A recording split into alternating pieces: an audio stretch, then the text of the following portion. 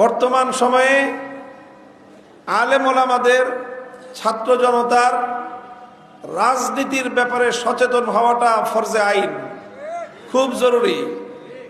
রাজনৈতিক মতবাদের ব্যাপারে, রাজনৈতিক দৃষ্টিভঙ্গির বিষয়ে সচেতন হওয়াটা খুবই জরুরি।